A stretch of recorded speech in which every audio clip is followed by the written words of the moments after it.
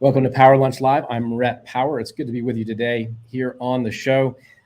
This is a special edition of the show this week because this week we're focusing on the war in Ukraine. And my guests are live in Ukraine. They're experiencing this war. I don't want to call it a conflict because it's not a conflict. It's a war. And so it's important. These are important, I think, for a lot of reasons.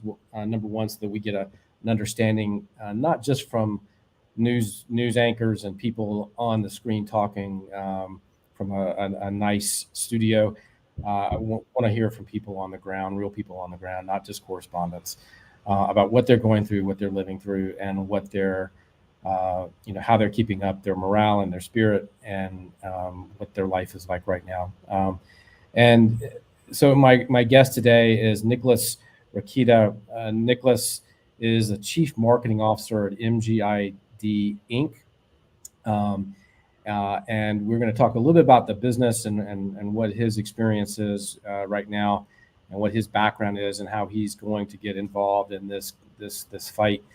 But Nickolas, I got to start with, and we were talking before we came on about how you're doing.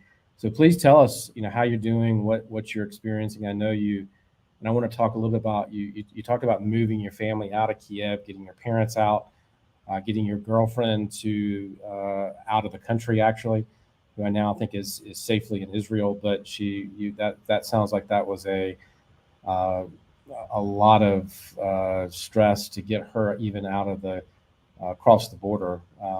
So please tell us a little bit about yourself and what you're experiencing, and talk about that journey you've had so far.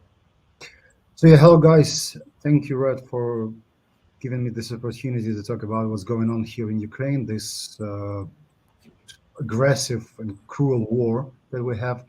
So yeah, I'm from Kiev. I've been living in Kiev for 34 years, and I love this city. And I have never imagined that I will leave it, because that like Ukraine and all that region are like everybody thinking that we want to go somewhere. But Kiev is a beautiful city, and we were living our great lives. After the revolution in 2014, we took a lot of power inside our country to be truly independent from Russia, to do our own parliament, government, president, so like become a normal country and usual and a good country in a global way of thinking. But maybe that stuff doesn't came into the plans of Russia. So on 24th of February, in the morning, I woke up with a fire, not a fire, this air alarm, and it's hardly to imagine how you can feel yourself. I should go to Barcelona that evening with my girlfriend, and I woke up with that air alarm and with the notification that my flights were declined, of course, and my mom messaging me that the war has begun. So first of all, of course, I wasn't thinking leaving Kiev, because like you cannot imagine that it will go that far. And I thought, okay, I will stay here. I will be useful. It's not the first time for Kiev to be in some crisis, something like that we had that street fights and that revolution in 2014, and I was like supporting, and I was on the Maidan.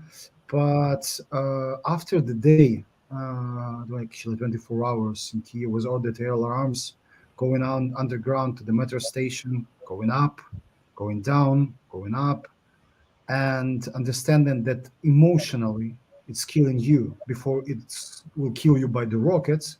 It emotionally will destroy you. And I saw how my girlfriend were feeling it, and I made the decision next day to move my parents, my girlfriend, and my cat somewhere to the western Ukraine, and then think what I will do. So my first idea were to save the closest people. First of all, because I do understand that only when my closest will be safe, I can be useful. I will manage my time. I will understand how I can be involved in this conflict and how I can be useful and helpful. And where is my actually war? Is it on the with the rifle, or is it on the information, or is it the humanitarian stuff? So somewhere where I can be good. And the trip to Ternopil, where I found a place to stay for my parents, it's on the western Ukraine, and it's like 500 kilometers from Kiev. Usually took you like 7 hours, something like that. It took me 19 hours in the great traffic jams with all the signals that the rockets are flying. When we were leaving Kiev near Zhytomyr, where right now there is impossible to go, there were a lot of shells from the rocket shots. And while we were traveling, while we were traveling, where my girlfriend lived, the next house to her place were shot by the rocket. There was no army there. There was no like nobody who are involved in the war, like in the soldiers or I don't know the airplane place to store them. So it just was the regular house, and that was the moment when she said, "Okay, it's literally close to us happening." Eventually, I brought my parents to the Ternopil. It was hard. I broke my tire. It was hard to change it. So, but it's easy stuff. I put my parents at their friend's flat in Ternopil and moved to Ivano-Frankivsk, where the next mission for me were to somehow pull my girlfriend to the border with Slovakia, where the other friend of mine started doing his volunteer acts, like taking people from the border and pulling them to the hotel in Košice in Slovakia, and then somehow they were like making their decision. Good that so we were safe with that stuff. I mean, with the documents, we had everything ready because it was like a couple of weeks before the news was saying like, okay, guys, the war will begin, and we had like not the clothes, not the food, but the documents with us. And we were 2 days in Ivano from Kiev thinking, okay, what will we do? She didn't want to leave, but in the end, she decided to go, and I think this is a true. It was okay. It was right decision because this is the way that she could be safe, and she can be helpful, and I can think about myself and how I can be productive. The trip was awful because it was the 6 hours walking queue on the border where you just stay in the line and wait. She was with her sister and with her kids. As you know, that from the day of the war, no man like from 18 to 60 years old cannot leave the country because we are, we can be involved in the conflict. Like in the future, the army can ask for the help. I don't know how it will be in English. We should be as soldiers if it needed. So yeah, there was only women and kids. 6 hours after she crossed the border, came to Košice, spent the night there, then came to Budapest, and then flew to Tel Aviv. And she's right now safe and starts acting and helping actually her company because they involved in digital advertisement. That they are trying to do some kind of the business to get some money for people to stay with some sources for living, and the same moment launching ad campaigns, which I will talk a little bit later. What actually we decided to do here in the industry. And right now I'm here. I'm safe. I mean, like physically, I'm safe, but it's hardly to explain what I'm feeling inside because This is the syndrome of survival, and I'm survived, and I'm in safe, and I feel myself not okay because I don't think that sometimes I think that I should stay in Kiev, be there with my friends. Some of them are still there. I know I have a car. I know I have a possibility to do something, but this is what happened with me every minute, every second, every night when I'm like laying in my bed and thinking that somebody is living in actually worse conditions with the bombs, with the air alarms every half an hour. A lot of my teammates are in Kiev and they don't want to leave. And we try to support each other. So yeah, this is my story, and I'm right now here, and I'm safe. Well, Nicholas, thank you for that and explaining sort of your journey to get everybody to safety. I think I understand the impulse to get people that you love and that you care about to a safe place so that you can then focus on what's next. And I think that's probably everybody in this conflict's priority, right? Is to Yeah. try to get people as safe as possible, uh, then be able to turn your attention to what you can do to help. Uh, Talk a little bit about. I'm sure you've communicated with your friends and family. It sounds like uh, that took a lot to get everybody out. But what is it like for people? Or is there enough food? Is there enough? Do you still have water or electricity? You were talking about some internet problems and stuff earlier, Mhm, mhm. electricity problems. So is that stuff still okay right now where you are, and what your friends are experiencing in Kiev? What's that like? Yeah, actually, here is everything is okay. Like we have and the hours when all the shops and like food stores are closed after 8 p.m. till the 7 a.m. and nobody are allowed to go out because there is still a lot of spies all around. They're trying to find our Russian spy, and every night you get this news that somebody were caught. If you see somebody strange speaking with the Russian accent, just like try to understand who that person can be, because yeah, the main problem here that they try to bomb our army forces, and they need their people on the streets. But here in Western Ukraine, everything is okay. Like internet sometimes have a problem, but because of the amount of people these cities are like they are not big as a Kiev, so the infrastructure is not ready for that. The place to stay in a comfort way are not also enough. But the main point here that everybody should understand that Ukrainians in one day just unite in one organism like a bees, like an ants supporting each other and doing their small impact in the success.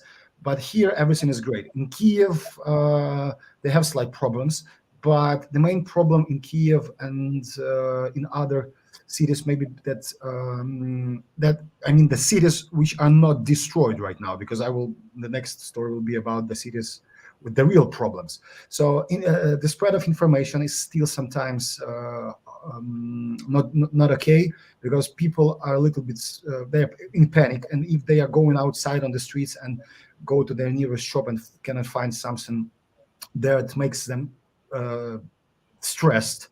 But there is a lot of volunteers that help deliver food, deliver medicine, deliver water. In Kiev, there are sometimes problems with electricity, in internet and connection, but all our mobile operators created the one roaming zone, so you can easily switch from one to the other. It's good. Everything is like free for now. I mean, like if you have no money on your mobile phone, it's no problem.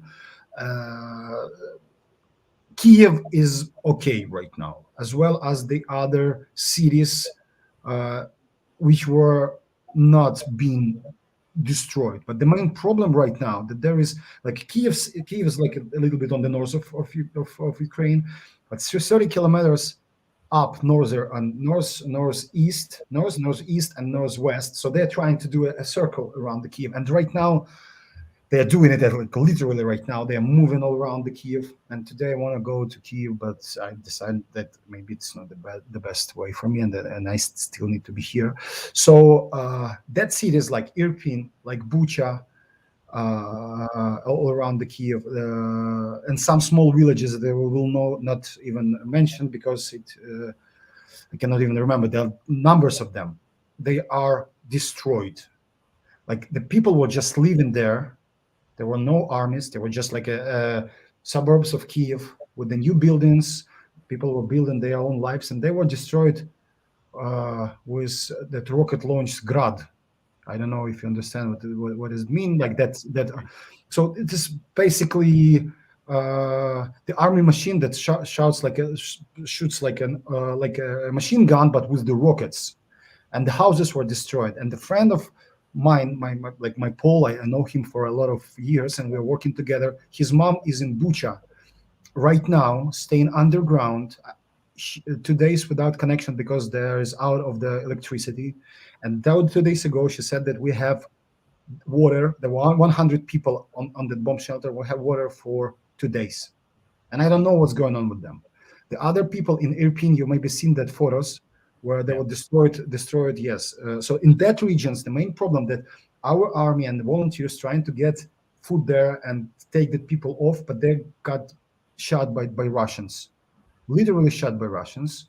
They're shooting with the guns, not only with the rockets. The main problem that they start using not only rockets, which are like you can say that okay, we were thinking that there'd be some army, but if you see a person running with that hand luggage that what you used to take in the airplane, not putting it in the line, you know that you put on upstairs.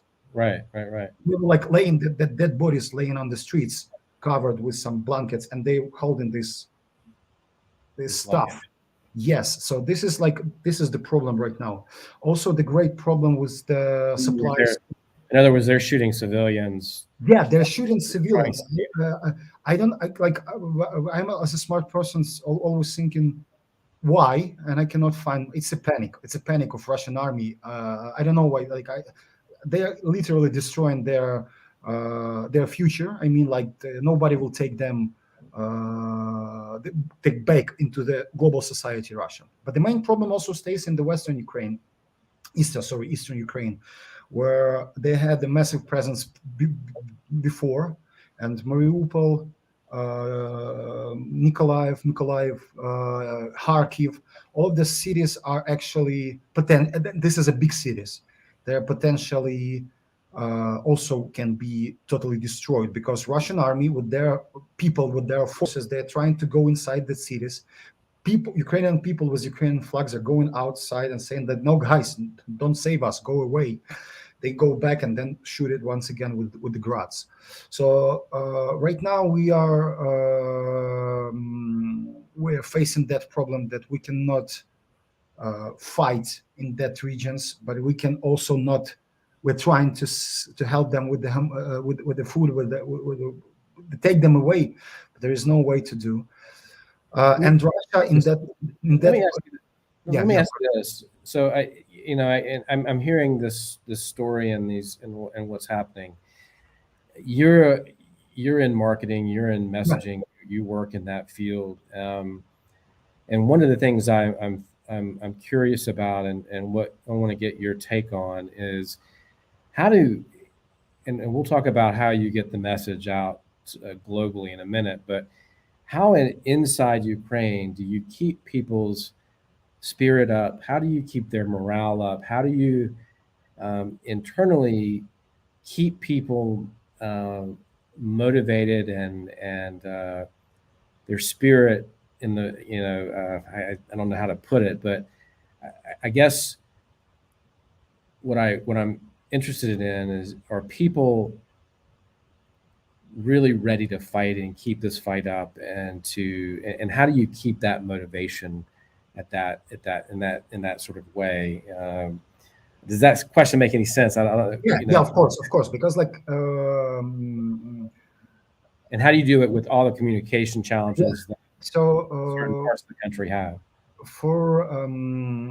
It was something that inspired everybody. That nation in one moment became the nation. We had some problems. So previously, from 2014 till 24th of February, literally, we had a great Russian propaganda on Ukraine. So they were trying to make Odessa more Russian city. They were the best stuff that Putin started a search process, criminal process. How do you want to make find somebody who made a crime? So he started a process to understand why the 5 years campaign of Russian propaganda in Ukraine has no result, because he bumped their $5 billion in Russian propaganda in Ukraine. It doesn't work, and one of our famous Ukrainian politics are involved in that Russian criminal research right now. It's very funny because yeah, they were trying to make us separated. Like Western Ukraine, they are pro-Ukrainians and they are Nazis. Like Kiev is also Nazis, and our government, parliament, and president, they are all of Nazis. And the only good place to live is like Eastern Ukraine, and all the Nazis were invade Donetsk, Lugansk, Odessa, and it doesn't work. Like in the 24th of February, all the nations stand up and said, okay, guys, you want to fight with us? Okay, you will get it. And it is funny, but there is a lot of memes and humor all around that stuff. People are they are doing all that viral stuff with our politics. So, like you can see how President Zelensky communicate. He is like a Chuck Norris, you know. Like there is a meme like Chuck Norris calling President Zelensky, "Hello, President Zelensky. This is Chuck Norris, and hello, Chuck Norris. How can I help you?" Like this is like, "How can I help you?" That one stuff that goes all around Ukraine. So we have that guys. We have Arestovich. He's our consultant of. Our president in the army. So when that people speak, you feel that everything is okay. Like they're saying that they will like Russians sent 25 rockets to us, but we have destroyed all of them.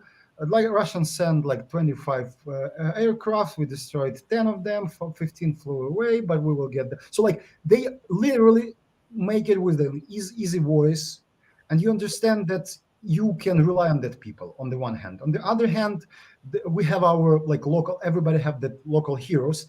And the point of communication right now, that's everybody is a hero right now. There's a regular, we're not creating, we're not doing any propaganda. It's very important. We just communicating it. Every soldier, every person, every baked like bread and delivered is a heroism, and people are trying to share it, and it's great. On the other hand, of course, there is some notes of panic, but this is where the communication industry, I mean, digital marketing, ads, united and start sharing the positive news. So let me ask you this: is it? Sorry to interrupt you, but is it? I want to back up a second. Is this going to be easy? This sort of spirit, is it going to be easy to maintain? You think? Because I think this is going to be we're in for a long campaign and a long time here. And I mean, is this? And the other sort of follow-up question is, if I hear you right, President Zelensky is respected and people are rallying behind his message, and is that correct? Yeah. So right now, actually, the pretty cool situation about politics that we have no politic conflict right now. So nobody, any of opponents of the president, I have not been voting for him. But right now, in this situation, I do see that all of his opponents are not communicating anything about politics. They're trying to help. So this is the nation war right now. So this is something that like makes you feel that like, yeah, this is good. Nobody are trying to get some positive business impact or politic image or something like that. So nobody, if you see somebody trying to do a PR on war right now, all the people are like just disliking that person and make it image like going down and down. So nobody, we are not like seeing our president as a political figure right now. It's more as a nation leader. And what is more important, that he is not alone. There is a team of people, and all of them are communicating and talking with their expertise. And you do understand that there is some kind of the consistency of their communication. And me as a communicator, I do understand that it cannot be some creating a fake positive news, because they are doing it in the same time. You can go on the Instagram of president. He is like live on the Instagram at the same time. Our the premier minister is talking the same on the TV at the same time. So like they cannot manage that creation of the information if it was false. So maintaining that, keeping it okay, moving it forward, it can be hard if we have bad news. It can be hard if Kiev fall down. It will be hard if Kharkiv fall down. But I do understand that right now the first wave of panic is off. There is a lot of people are safe right now. I mean, safe. They are here in Western Ukraine. The other cities are somehow organized, and we are not. Nobody is running in panic. Everybody are trying to. If they move, they are moving like okay. If they are fighting, they are fighting with a cold brain and burning hearts. So it's like it's something important, and it affects the information. There's a lot of people who are doing that messages. People are doing that viral content on TikTok, on Instagram. They're doing that posts. Today we have the International Women Day, which were previously pretty Soviet propaganda like holiday, but right now we do see that girls were in the army form with the flowers, and we do say our thanks to every volunteer and medical ladies who are involved in this process. So this is we were trying to live our regular life. I mean, like how it can be regular in this situation. It's that helps us support. We have our United TV. We have our, I mean, like all the channels are translating, are retranslating all the communication with their channels. So the Russian Nazis have sent the rocket in our teletower in Kiev a couple of days ago. We had off TV for 2 minutes. This is all. So they sent the rocket in the high tower. Imagine like in the Berlin, they something shooting. That's like it was a piece of the symbol of Kiev, and they destroyed it. Like not destroy, but make it off. But 2 hours and we or 2 minutes and we are back on YouTube on the other channel. So like this is something that that cannot be controlled by somebody. This is what people do. Yeah. Actually, what's also interesting, maybe not interesting, which what is also awful, that they were also bombing when they were bombing that telestation. They were bombing the Babi Yar Holocaust Memorial, which were just last year opened, and this is where the place where Nazis killed in Kiev in 1940. 40 seconds. Oh, sorry, guys, I cannot read. It's a lot of data right now in my brains. So they just pulled all the Jewish people from Kiev and Ukrainians also, and just were killing them rows by rows. And right now, like Russians are bombing that place, that memorial, and it's awful. It's stressful, and it's Sort of again. we talked about this a little bit yesterday, but Yeah. that's when you start going after cultural heritage. Of a country that I think you've lost the I mean, they've lost moral authority anyway, but once you start doing that, you lose all kinds of, to me, it's, I mean, it's, I know it's against the law, international law, but it's just, you just lose the narrative and you lose the moral authority of any kind. I want to encourage people who are listening and watching to send me questions. You can do that in the chat so that we can sort of get to some of the things that maybe you're interested in learning from somebody who is on the ground in Ukraine. Nickolas, talk a little bit about, and I was talking with your colleague yesterday a little bit, and we were talking about the message. What do people need? There are two questions. One, we hear a lot about what the military needs.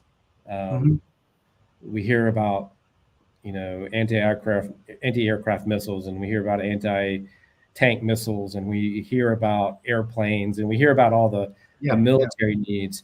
But what are the humanitarian needs right now that people need? I mean, is it water and food and things like that? Is it clothing because people have had to pick up and leave their homes?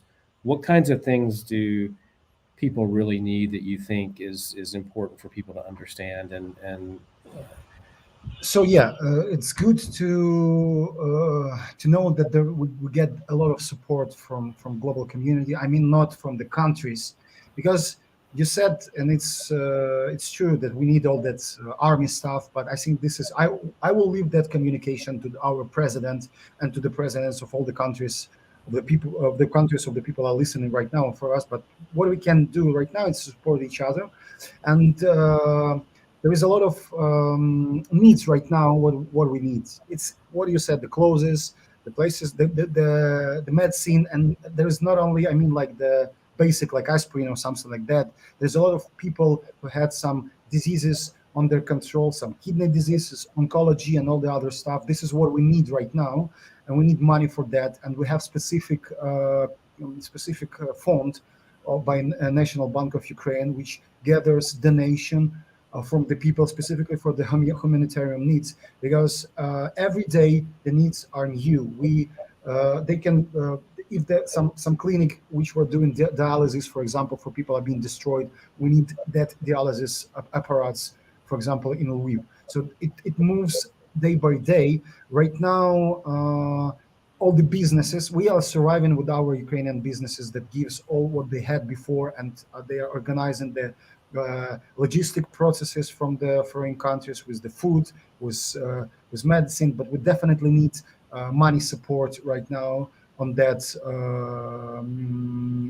fund of National Bank of Ukraine.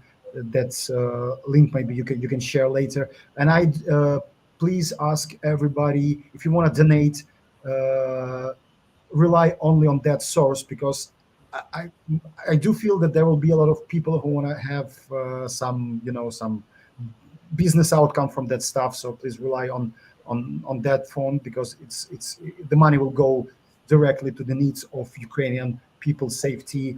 I mean, like supplies, like food, like medicine, like building maybe new hospitals. Maybe I don't know where it will move us. Where the war will go. Maybe we need to build some refugee centers close to the border.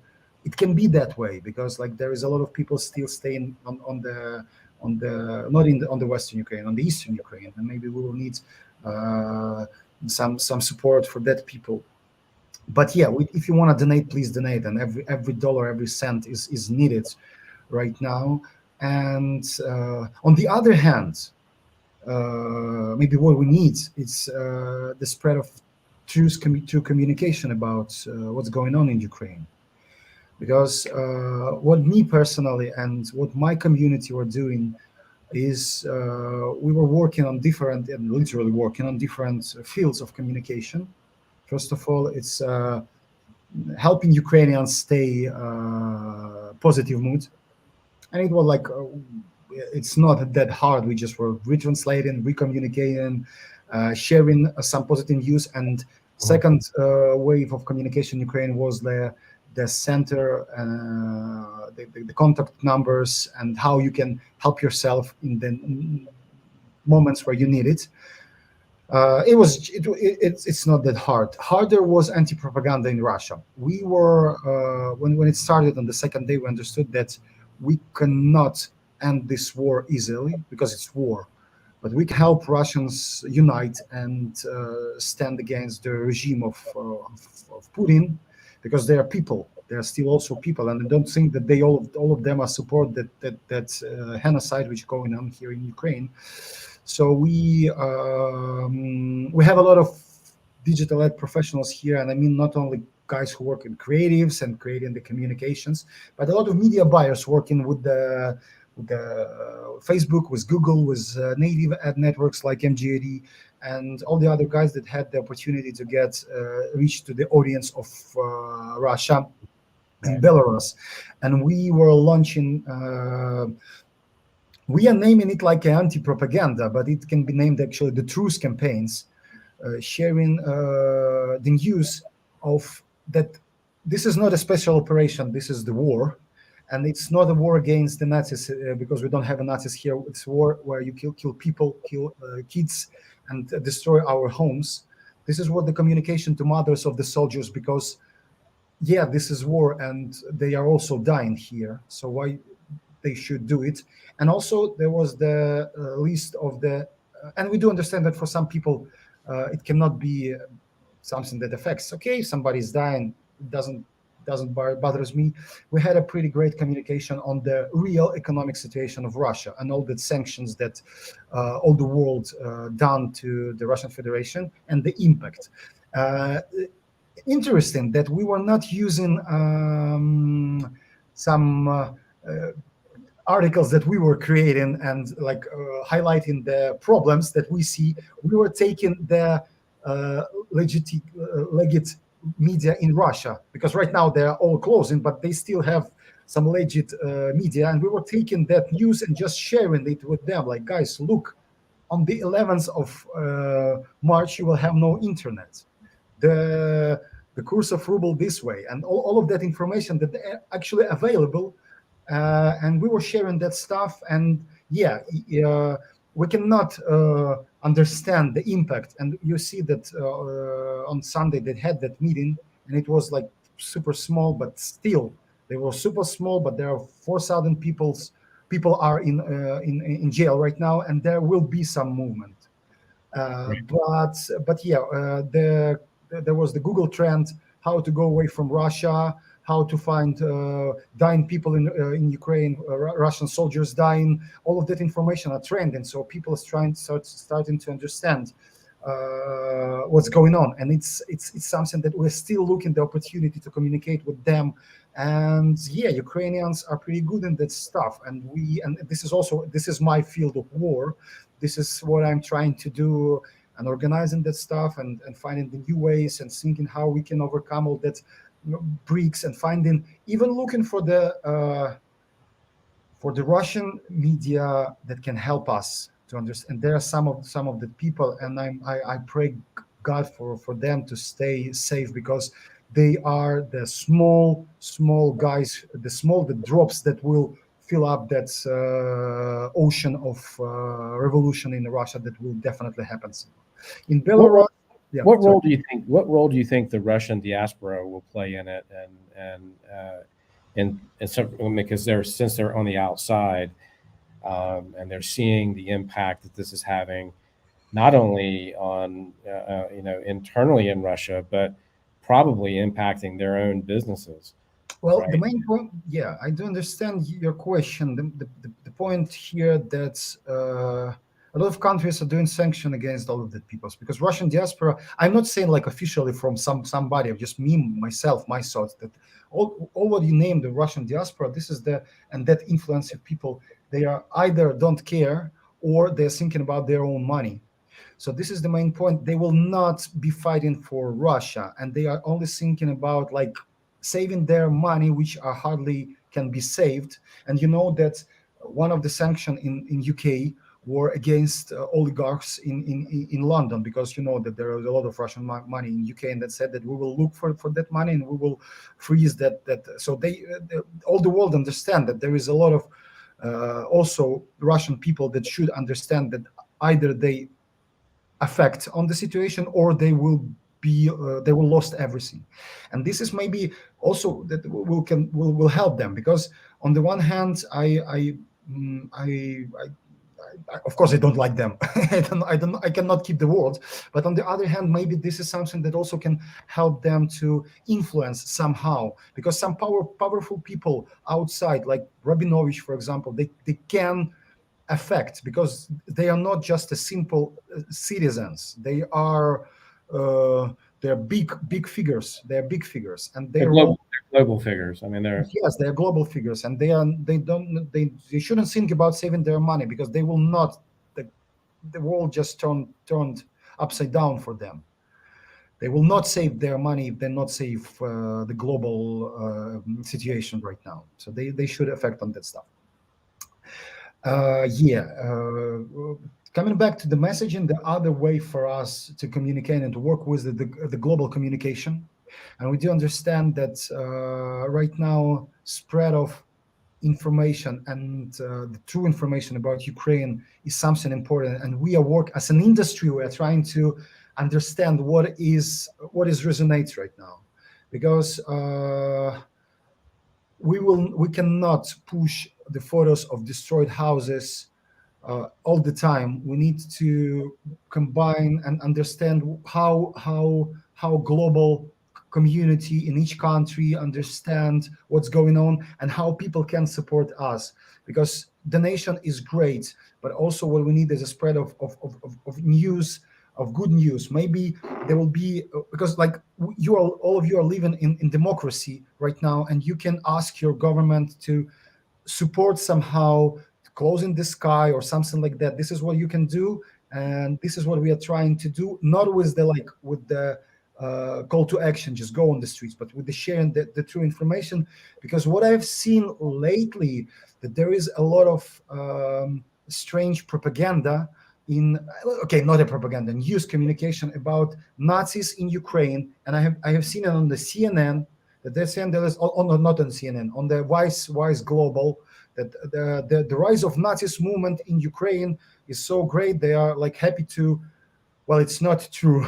Yeah, there were no Nazis in Ukraine. All the Nazis are in Russia, and they had all that marches every year with all that symbols, and you see the Z and all of that stuff. They are nation, and they are saving Russians here. This is Nazi communication. It's not in Ukraine. Then also that there is a racism and LGBTQ discrimination on the borders. No, there's nothing of that stuff. Ukraine is super friendly right now. There's a lot of people here also helping or trying to go as everybody outside the Ukraine. There might be some awful conditions, but they are for everybody when the thousands and thousands of people are leaving. But we are still trying to be country with a normal society. And even the murderous acts, there are no massive murder acts right now in Ukraine, and which says that we are still normal country. That's why I don't know why media are trying to share it. I do understand that this is and how news been made, but we as an industry, we are trying to accumulate reliable sources for global community, not from Ukraine, but from the global media. Yeah, and that's why. Yeah. Nicholas, this is sort of the last question I wanted to ask you, because we're getting at the end of our sort of hour here, our time. What is the outcome? What is the outcome that you see of this? Of the war? Yeah. Well, I think that the worst stuff that can happen, we will lose the part of our territory for the nearest couple of weeks.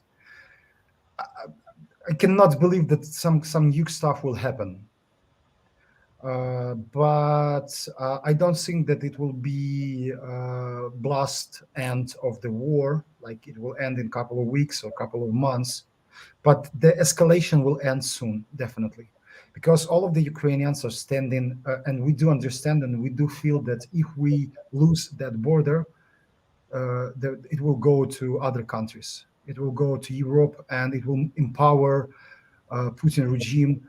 We will stay until they will understand that there is no other end for the Russia, just to stop it and say, okay, here is Putin. We can go to Gaga and just do whatever you want to do with us. We understand that it was the awful mistake. I do pray for less of deaths here in Ukraine. And I hope that it will not get to my close friends, my family, and to me. But I do understand that there is a big opportunity for men in Ukraine go directly to the front and to take rifles or something like that. But globally, we are all positive. I think that it will end soon, and we will win. The only matter that in 2020, in this 21st century, the death of small amount of people is a tragedy, and I think that it will be the end of the global wars and the wars at all, and maybe the outcome will be even better than we were thinking. It will be the build of new community, the people-centric community, not informational-centric, no like post-industrial, but people-centric community. where we do understand that the tragedy of this war right now, not only about the deaths, but about the death inside people, destroyed lives, not made. Not, people will never smile or something like that. This is the bad outcome. But everything will be great. Everything will be great because there's a lot of union of Ukrainians here that they are doing some positive stuff. And to be sure, I will post on my birthday on 20th of May. I will post the photos in my Kiev flat with the blossoming chestnuts, and I will welcome everybody to Kiev, to Podil, to have some great glass of champagne or kava, and then go to our techno clubs and to live our normal life back. To live our normal life back. This is what happened until my birthday. Definitely, I feel it. I hope you're absolutely right. I hope that that wish comes true, and not just the wish about your birthday, but the rest of it. Yeah. That is an incredibly optimistic view from your chair, from where you're sitting, and the shoes that you're in right now.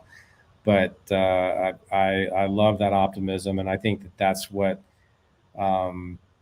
has inspired people globally, is to see that optimism and that fight and that spirit that not only you have talked about today and displayed, but so many others are, as you were talking about. Everybody is contributing. Everybody is a hero, and everybody is brave. So thank you. I hope you the best. Let's check in. I'll continue to check in with you over the next couple of weeks as things evolve, and I wish you the best of luck and stay safe. Thank you, Ray. Thank you, guys. And Slava Ukraini. and we'll put up the link that we shared Yes. yesterday of where people can support the humanitarian crisis that is evolving specifically. So, all right, thank you, Nickolas. Stay safe, and thank you for joining us here on this special edition of Power Lunch Live. Victory to Ukraine. Goodbye, guys. Victory.